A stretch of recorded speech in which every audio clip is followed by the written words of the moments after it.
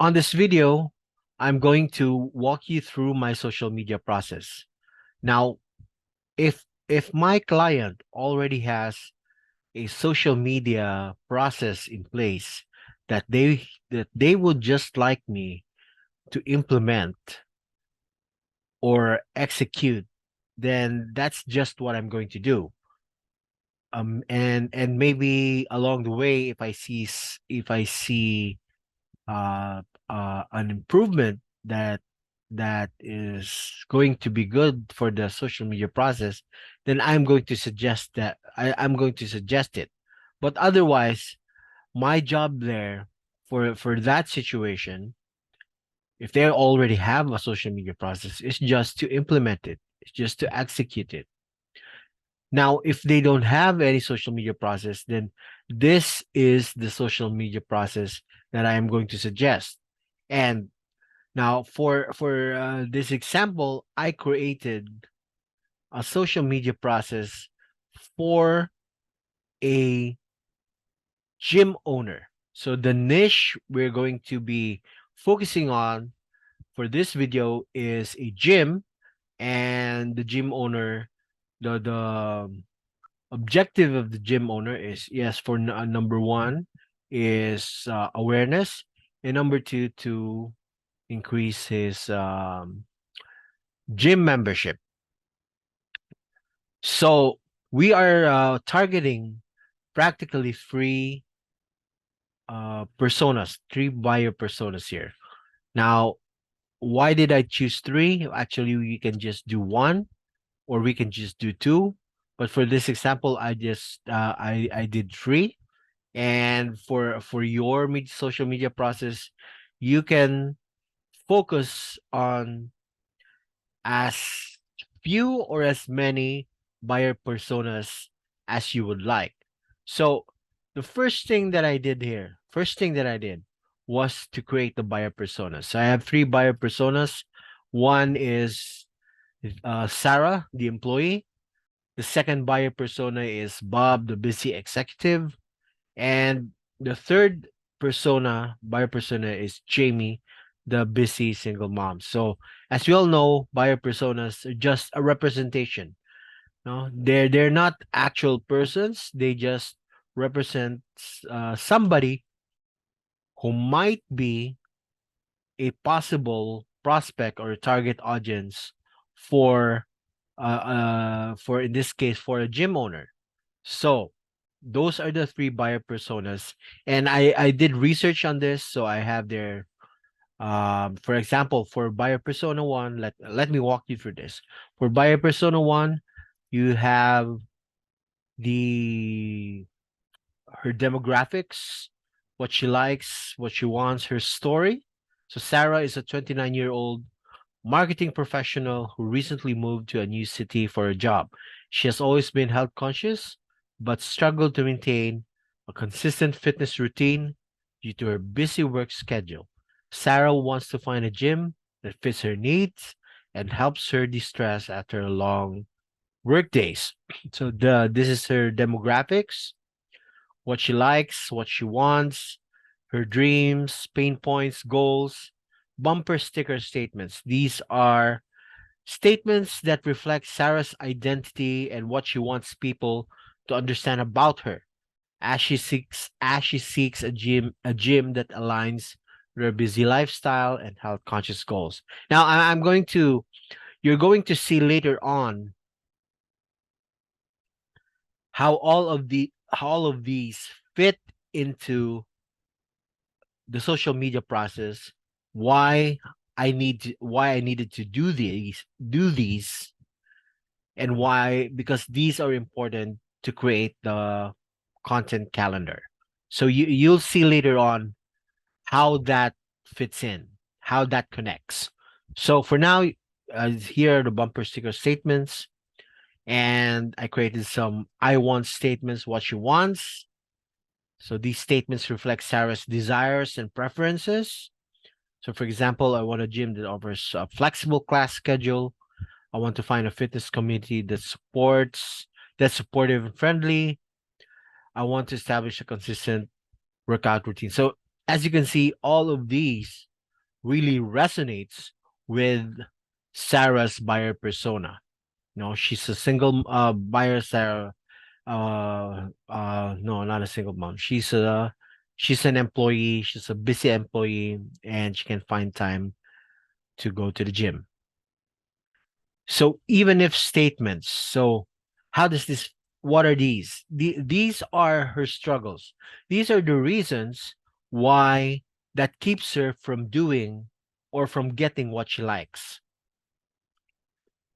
What she hates. So we have I created possible statements for what she hates, quirks and unique aspects that make her stand out from others.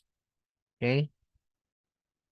Tips. So these are the tips that someone like Sarah would like to see on social media, or someone like Sarah would like to read or see on her feed and possibly get some engagement from it.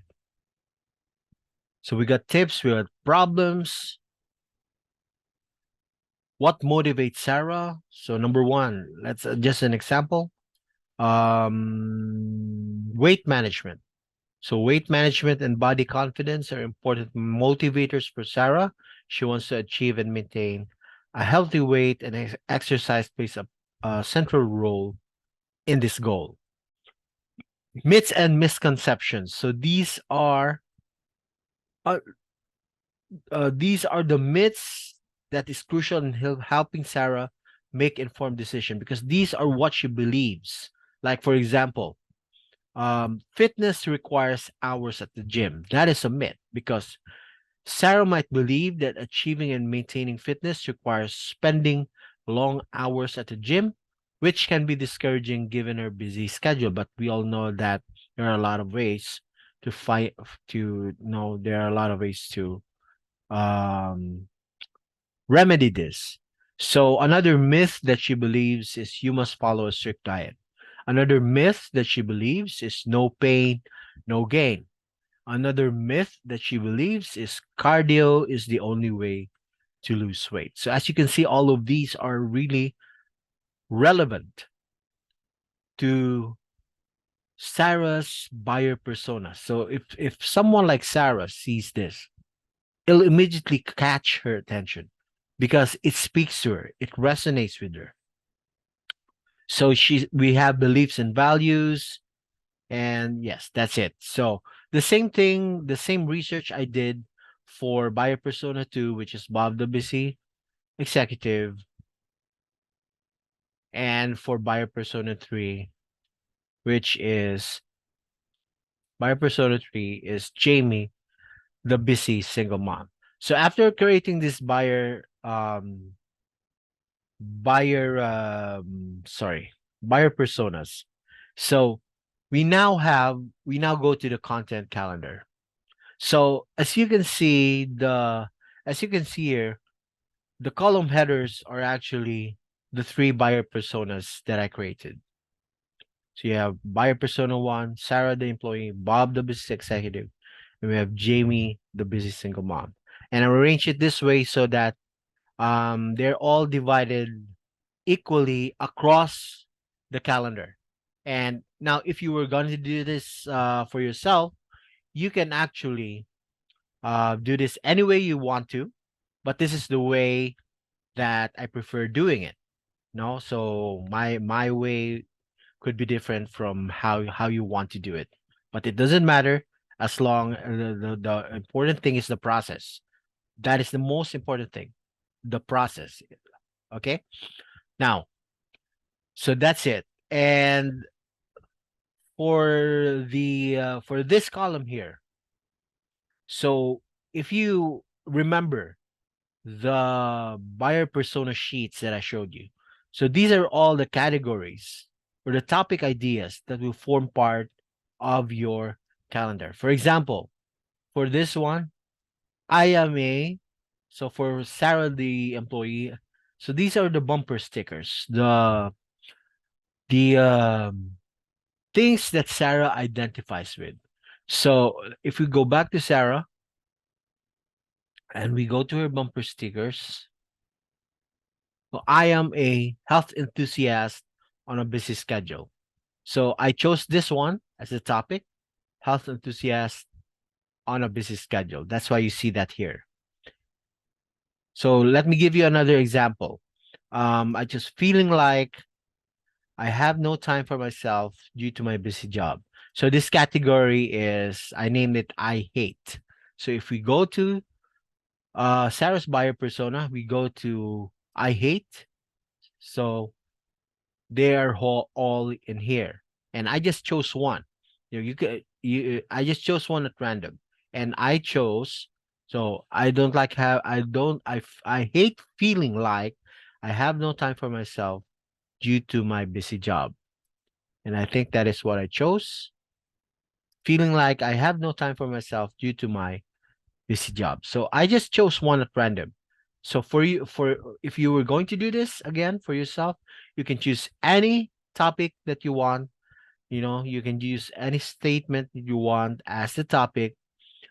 No, but for me, this is what I chose. So feeling like I have no time for myself due to my busy job.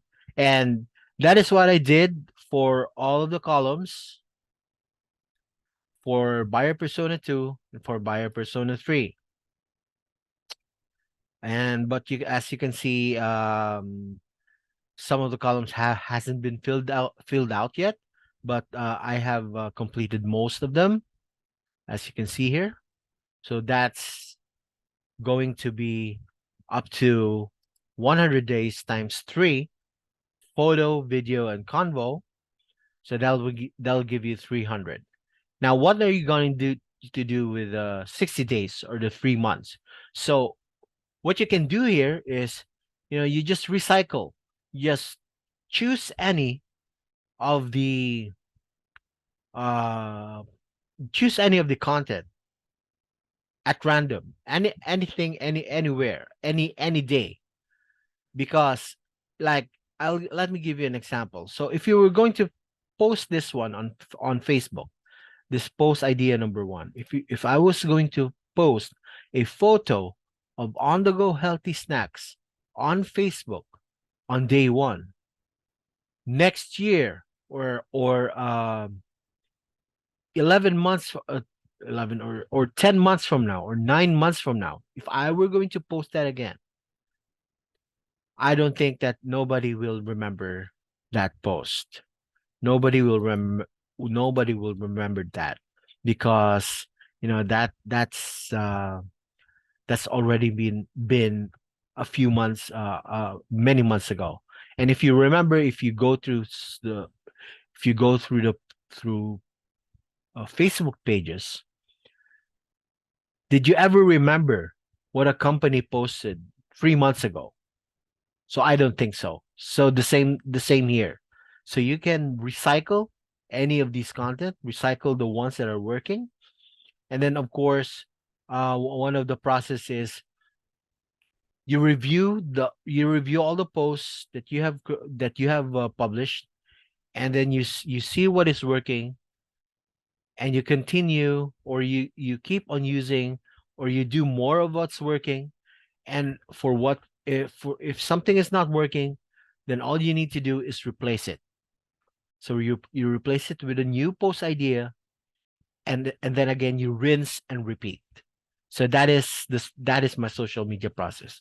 Now, after doing this, social media content calendar, and if you come to think of it, this can actually be your whole content calendar. You can actually make another row for each of the ideas and put blog. So any of these can actually be a blog post idea. Well, anyway, that is another video for another time. But I'm for here, I'm just talking about the social media process. Now, the next thing that I do after I fill out this social media content calendar is I'm going to create the actual post. So, like, for example, the actual post. So I use this content sheet bank. And if you're wondering why I use bank as part of the name of the asset, because literally is a bank. I mean, sorry, not literally, but it it actually acts like a bank in a way that this is where I store all of the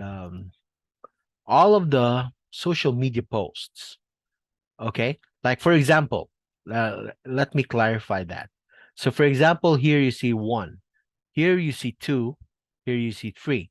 These numbers correspond to the numbers here that you see here, one, two, and three. And so let's for example for post idea one, for the photo, which is on the go healthy snacks. So I'm going to create a photo on that of that on Canva, because that's where I create all my images, all my pictures, all my graphics, and on I use Adobe Photoshop as well. So if we go to the content sheet bank, number one, post idea. So I will put here, so photo, the categories bumper sticker, and I forgot to, so I am going to link this to the actual photo that I will be storing in here in my inside my folder. So actually, if you see, if this is how I organize my social media process. So I have it all in my Google Drive in a social media process folder, and inside the folder, I have my content sheet bank. I have my social media content calendar.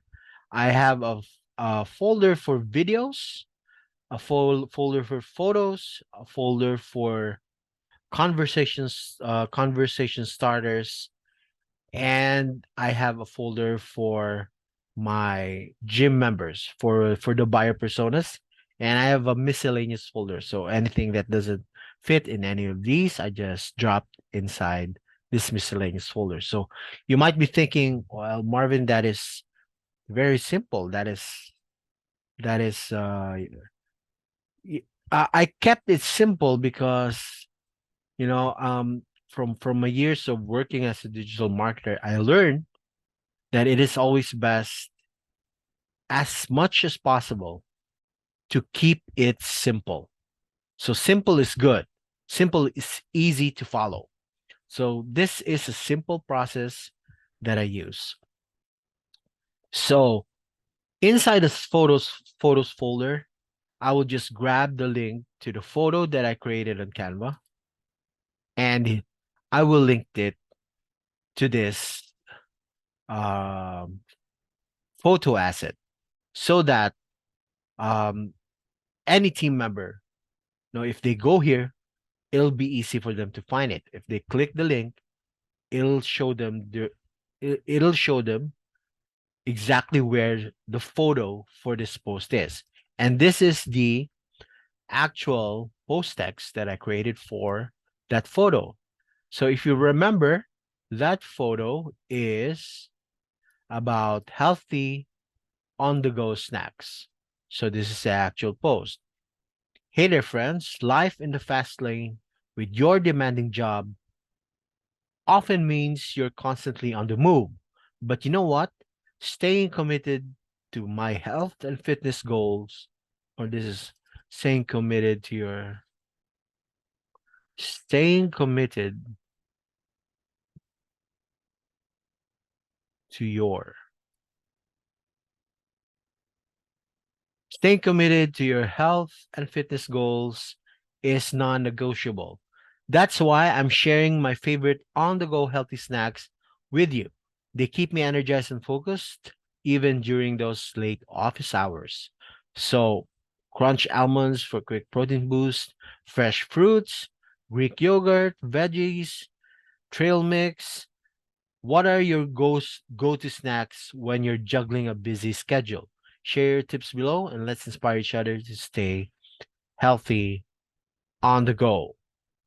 So, imagine imagine if you fit the profile if you are someone like Sarah, the employee, if you're Sarah, the employee, no, and you fit this profile, and when you go to your feed on social media, you see this. So doesn't it resonate with you? Doesn't don't doesn't it speak directly to you? So that's why that is how I craft all of my social media posts. So your social media post has to be about your target audience, has to be about your buyer persona. No, it doesn't necessarily have to be about, you don't necessarily have to always sell your products or services on social media. Neither should you always talk about your products or services on social media. It doesn't need to connect, always connect your with your um niche or your products or services. It has to be more, 80% of your content has to be about your buyer persona, your target audience, because your goal for your social media is to grow your followers of your target audience, to get engagement from them. So how will you get engagement if they don't feel that you are talking to them? So that is why 80 for me, 80% of my social media content should be about my target audience, and 20%, only 20% should be about me, or 20% should be about the client or the company, and 80% should be about that company's target audience, that client's target audience. So number two, just a last example. So this is a post text that I created for post number two. So if we go back to the calendar, the idea for number two is feeling like I have no time for myself due to my busy job. And the photo idea here is work-life balance. Well, work-life balance, a work-life balance symbol. Share an image of a scale with work on one side and personal life on the other, illustrating the struggle to balance work and personal time. So the post here is finding that perfect work-life balance is like walking a tightrope, isn't it? We all juggle work demands with our desire for more quality, me time, and family moments. Can be a challenging act, but one worth mastering. Let's remember that it's okay to strive for equilibrium. It's about finding what works best for us individually, and whether it's setting boundaries, taking short breaks, scheduling time for our passions, we're all on this tightrope together. Share your own tips for work-life balance in the comments below. We're all ears, ready to support each other in this balancing act. So this post text, we have a call to action at the end. So just to encourage them, to if they have their own tips, so this will encourage them to share their own tips. And the post text itself speaks to Sarah, the busy employee, speaks to that buyer persona, and um it is related to the actual photo post idea. So that's it with my social media process. So I've shown you how I organize things. Yes, and as you can see, and I again reiterate, keep it simple as you can. Keep it simple. KISS. So I kept this very simple, so it's easy to follow for me and easy to follow for other team members. So that is my social media process. And just to show you some of the work, some of my actual work. So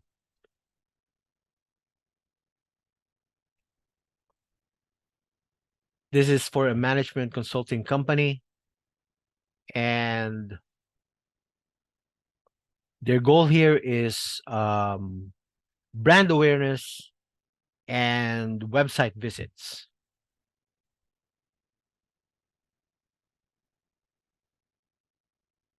So this is a blog post, or this is a YouTube video.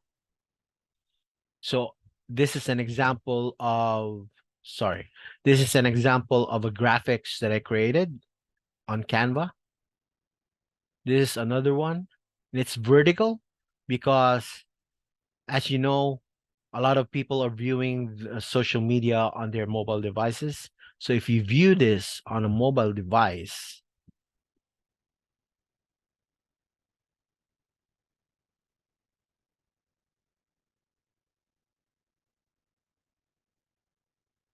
so if you view this on a mobile device, it'll actually occupy the whole screen. So it'll definitely stop the scroll because when people are scrolling, it'll occupy the whole screen of their mobile device. And so these are examples of social media posts that I published for them. Unlocking potential, it's all about coming together, not competing against each other. So what's your take on the power of unity? Share a moment where collaboration trumped ego. This is another this is another social media post I created for them. So I created the post text, I created the graphics. This one I created a blog post and I just shared their link. This one I created the graphics. This one is a video reel, This is another video reel. This is an infographic that I created on Canva. So as you can see, everything redirects to their website to leverage social media for website, to leverage social media to get more website traffic. 9 powerful benefits of mastering QuickBooks Online. Okay. This is another reel. This is a blog post. So I created this blog post. So the problem with the Facebook page of this company is that when they started by buying followers. So most of their followers, um about 40% are from Russia and 60% from the United States. So that's why it has a problem with engagement. And Facebook might have picked up on on that strategy where they bought leads, and when they started they never got any engagement on their post. So you know it trained it trained the Facebook algorithm. It trained the Facebook algorithm in a way that it's like the algorithm is saying this page doesn't really resonate with the target audience. So whenever we're publishing new content, it gets thrown at the very back of the post inventory of Facebook, so to speak. So I actually suggested to the business owner, the CEO, to create a new Facebook page, start from scratch, and start it the right way. So anyway, that is my social media process. And if you think that I can help you with your social media, just feel free to schedule a quick discovery call with me. I will post the link to my calendar below the video or on the YouTube description wherever this video is published.